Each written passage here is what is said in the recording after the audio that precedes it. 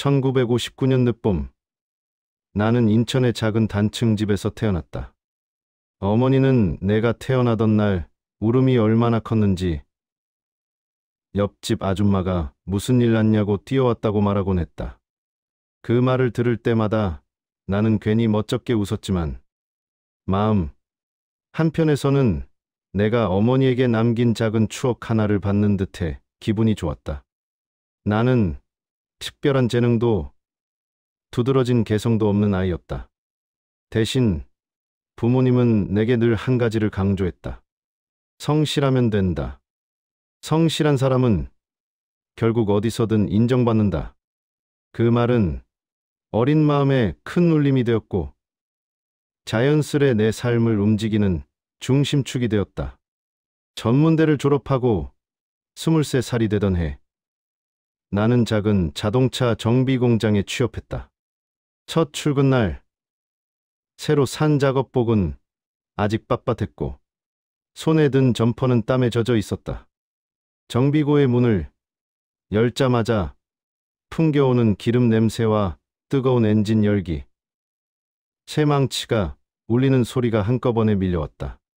선배들의 거친 말투, 바쁘게 움직이는 손과 발, 구석에 쌓인 부품들까지 모든 것이 낯설고 거칠었지만 이상하게도 그곳에서 나는 살아있다 하는 느낌을 분명히 받았다.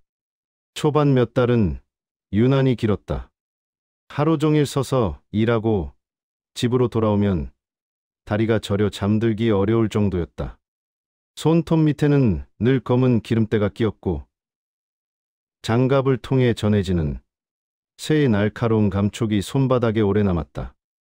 하지만 그 고단함 속에서도 나는 조금씩 기술을 익히고 있다는 사실이 묘하게 기뻤다. 타이어를 갈고 엔진을 분해하고 고객에게 차량 상태를 설명하는 일이 점차 손에 익어갈수록 선배들의 시선도 달라졌다. 이제 좀 쓸만하네. 조용히 일 잘하네. 이런 말 한마디가 나에겐 칭찬 이상의 의미였다. 월급은 많지 않았지만 나는 불평하지 않았다. 욕심이 없기도 했고 무엇보다도 하루가 충실하면 그것으로 충분했다.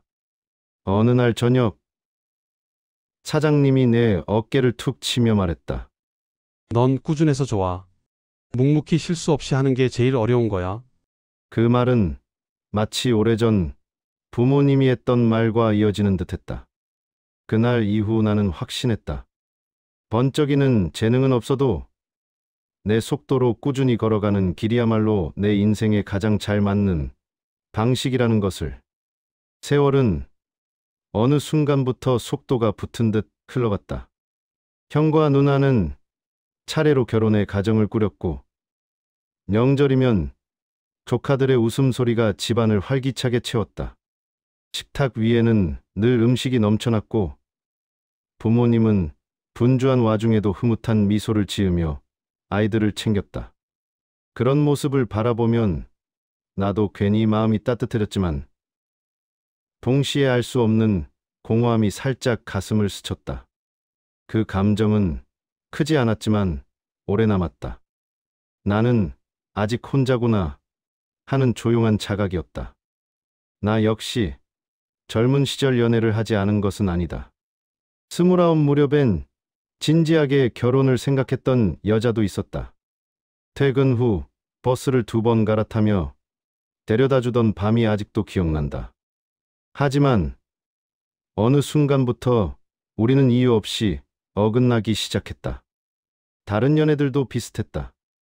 너무 무뚝뚝해요. 회사 이야기만 하는 것 같아요. 그녀들의 말은 틀리지 않았다. 나는 정직하고 꾸준하게 사는 데에는 자신 있었지만 마음을 표현하거나 관계에 온기를 더하는 방법은 잘 몰랐다. 감정은 나에게 늘 어려운 문제였다. 그 사이 회사는 대기업에 합병되었다. 사람들은 축하해주며 이제 인생 편해졌다고 말했다. 명함에 새겨진 회사 로고가 바뀌었고 사무실 시설도 좋아졌지만 정작 나에게 큰 변화는 없었다. 여전히 아침에 출근하고 정비라인 점검을 하고 퇴근하면 부모님과 저녁을 먹고 골프 연습장에 가서 땀을 식혔다. 그리고 조용히 잠드는 하루의 반복. 많은 이들이 꿈꾸는 대기업 직원의 삶이라지만 나는 여전히 평범한 일상을 사는 평범한 남자였다. 가끔 스크린 골프장에서 집까지 걸어오는 길. 가로등 아래 비친 내 그림자가 유난히 길게 늘어졌다. 그 그림자를 바라보며 나는 마음속으로 스스로에게 말했다. 그래, 이렇게 사는 것도 괜찮다. 나쁘지 않다. 삶은 조용했고 단조로웠지만 대신 흔들림이 없었다. 나는 그런 안정적인 일상에 만족하며 살아가고 있었다. 어느 토요일 저녁, 별일 없는 하루를 마무리하기 위해 스크린 골프장에 들렀다. 평소처럼 조용히 스윙 연습만 하고 갈 생각이었는데 그날따라 내 옆 타석에서 연습하던 38살 여성과 눈이 마주쳤다. 그녀는 볼을 주우려다 나를 힐끔 보더니 갑자기 다가와 말했다. 스윙 되게 깔끔하시네요. 낯선 사람에게 칭찬을 듣는 일이 거의 없었던 나는 순간 얼어붙었다. 그런데 그녀는 밝은 미소를 띠고 있었고 그 미소가 이상하게도 따뜻했다. 마치 오래전 잊고 지냈던 감정을 건드리는 듯했다. 그녀는 골프를 취미로 막 시작했다며 필드 경험이 거의 없다 했다. 다음에 정말 한번 같이 나가봐요. 하고 자연스럽게 말하는데 그녀의 말투에는 가벼운 농담이 섞여 있으면서도 묘하게 진심 같은 기운이 느껴졌다. 나는 그 말에 생각보다 쉽게 마음을 열었다. 누군가가 내게 먼저 다가와 준 게 너무 오랜만이라 그랬는지도 모른다. 필드 데이트는 2번이었다. 초여름 햇빛이 부서지는 페어웨이 위에서 그녀는 샷을 놓칠 때마다 머리를 긁적이며 아, 또 망했네라고 웃었다.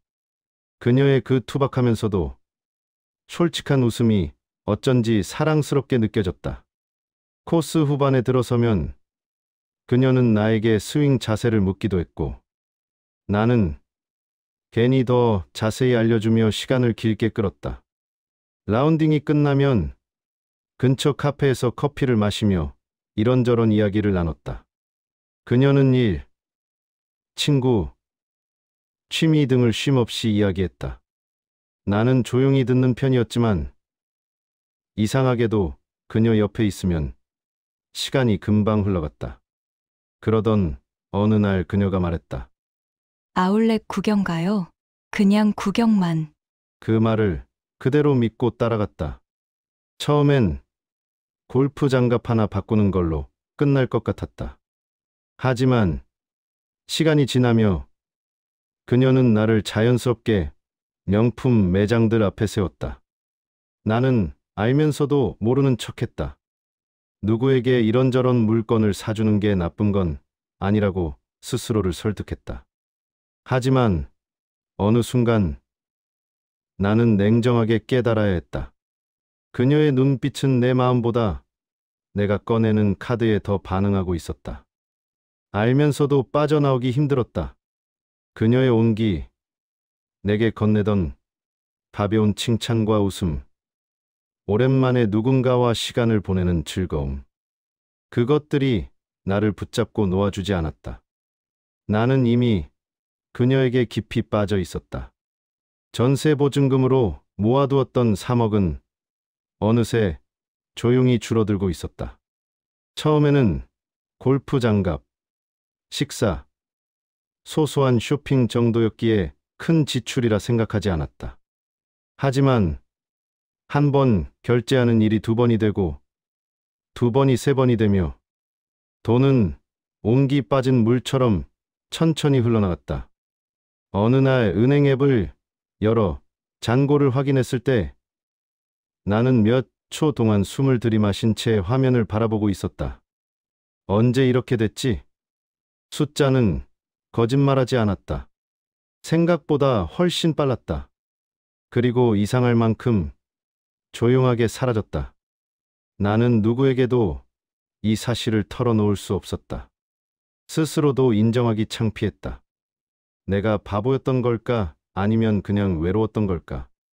그 질문이 마음속에서 오래 걸렸다.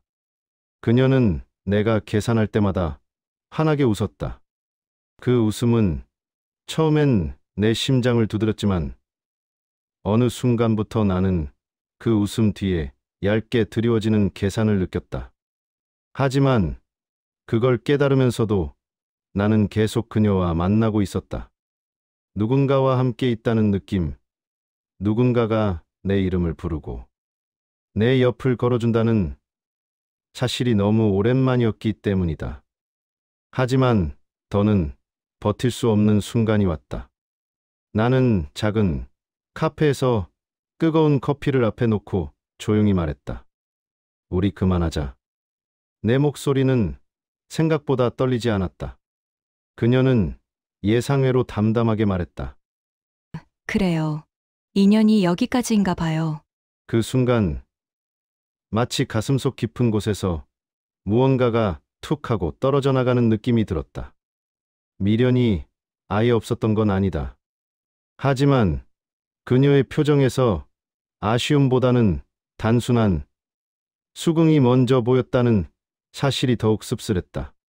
집으로 돌아오는 길, 차창 밖으로 흐르는 밤거리를 바라보며 나는 생각에 잠겼다.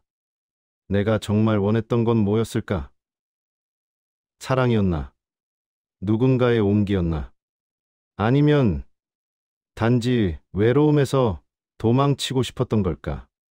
그 질문에 바로 답을 내릴 수 없었다. 그저 마음속이 텅 빈 채로 집까지 돌아왔다. 이별은 아팠지만 동시에 길고 흐릿한 꿈에서 깨어나는 것 같았다. 현실로 돌아온 기분.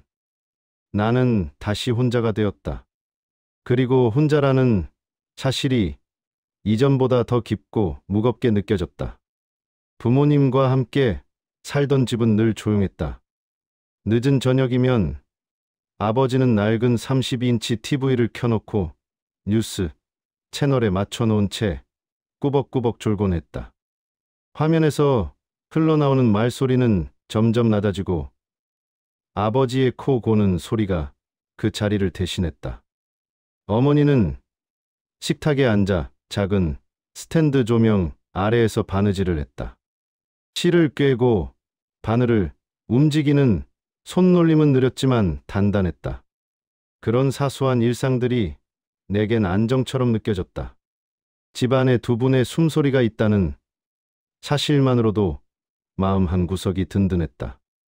하지만 어느 겨울 부모님은 동시에 코로나 확진 판정을 받았다. 금방 좋아지실 거예요. 의사는 그렇게 말했지만 나는 왠지 모를 불안함을 떨칠 수 없었다. 처음 며칠은 괜찮아 보였다. 미음도 잘 드시고 통화도 가능했으니까. 하지만 병세는 하루가 지날수록 눈에 띄게 나빠졌다. 나는 회사에서 조퇴하고 병원으로 향하길 반복했다. 보호복을 입은 채 유리창 너머로 두 분을 바라보는 시간이 전부였다.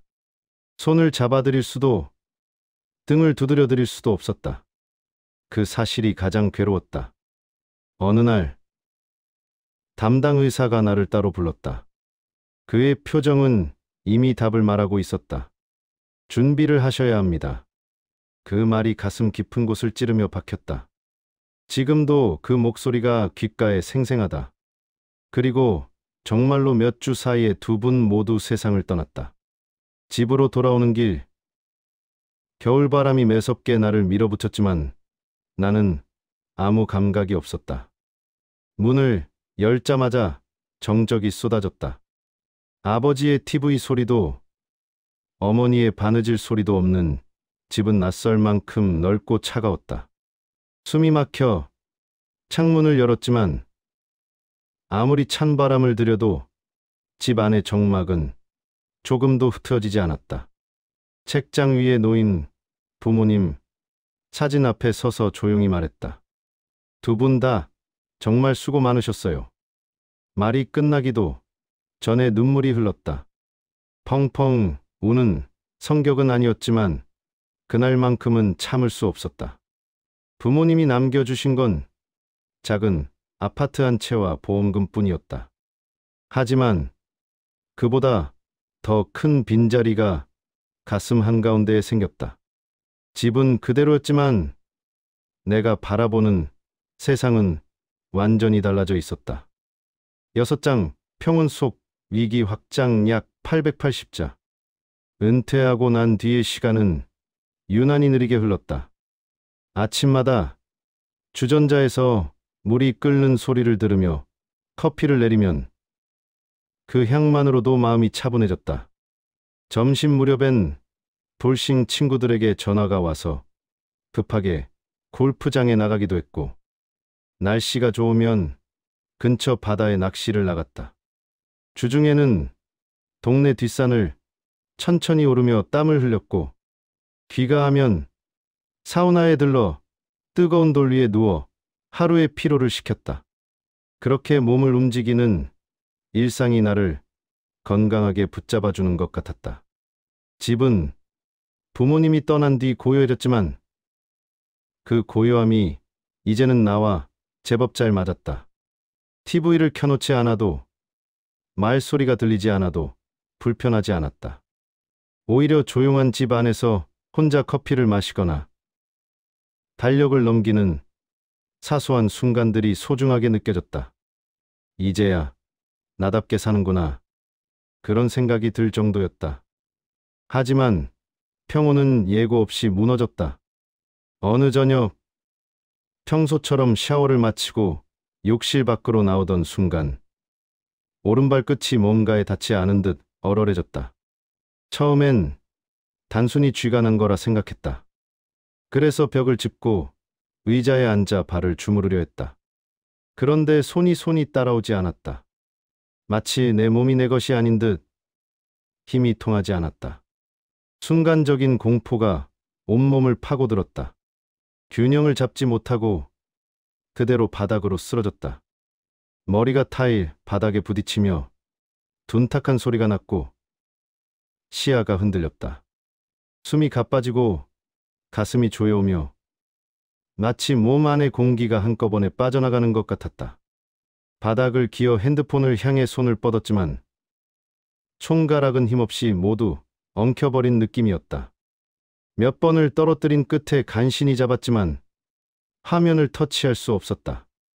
그 순간 마지막으로 할 수 있는 건 목소리를 짜내는 것뿐이었다. 헤이, 빅스비 119. 그 말을 내뱉기도 전에 세상이 어둡게 가라앉았다. 바닥의 차가운 감촉과 심장이 똑딱거리며 멈춰가는 느낌이 아주 생생했다. 지금도 그 순간을 떠올리면 손끝이 얼얼해지고 등줄기가 차가워진다. 죽음이라는 것이 생각보다 훨씬 가까이, 아주 조용히 다가올 수 있다는 사실을 그날 처음 알았다. 눈을 떴을 때 병원 특유의 소독약 냄새와 천장 형광등의 하얀 빛이 눈을 찔렀다. 처음엔 내가 어디에 있는지도 몰랐다. 몸을 조금 움직이려 하자 침대 옆에서 누군가가 급히 일어나는 기척이 들렸다. 형이었다. 형은 내 손을 꼭 잡더니 울먹이며 말했다. 살아서 진짜 다행이다. 너 못 보면 어쩌나 했어. 평생 감정을 잘 드러내지 않던 형이 눈시울을 붉힌 모습을 보자 가슴이 먹먹해졌다. 그동안 나는 가족들에게 내 마음을 표현하지 못한 채 혼자 지내왔던 날들이 떠올랐다. 이번 일로 그게 얼마나 큰 오해와 거리감을 만들었는지 새삼 깨닫게 되었다. 의사는 차분한 목소리로 말했다. 큰 고비를 넘기셨습니다. 다만 다시 이런 일이 오지 않도록 관리가 중요합니다. 그 말에 마치 멀리 있던 현실이 갑자기 코앞으로 다가온 듯했다. 살아남았다는 사실이 서서히 실감났다. 죽음이 이렇게 가까웠다는 생각에 몸서리쳤다. 며칠 후 퇴원한 나는 처음으로 변호사 사무실을 찾았다. 유언장을 작성하는 일은 내 삶과 직접 마주하는 작업처럼 느껴졌다. 재산이 많지는 않지만 한 장 한 장 목록을 정리하며 이게 내 삶이었구나 하는 생각이 들었다. 형제들에게 남기고 싶은 말도 편지 형식으로 썼다. 미안했던 일, 고마웠던 일, 그리고 혹시 다시는 전하지 못할 마음들까지 조심스레 적어 내려왔다. 이 과정은 예상보다 고요했고 이상하리만큼 마음을 안정시키는 시간이었다. 마치 어지럽게 흩어진 서랍을 하나씩 정리하는 느낌이었다. 내 삶을 있는 그대로 받아들이는 과정이자 남은 시간을 어떻게 살아갈지 스스로에게 묻는 순간이었다. 그 후 나는 실버타운 상담을 예약했다. 누군가에게 기대거나 의지할 계획 없이 어떤 형식의 안정된 환경에서 조용히 남은 날들을 보내고 싶었다. 생의 위기를 겪고 나니 분명해졌다. 이제는 삶의 속도도 방식도 온전히 내가 선택해야 한다는 것을.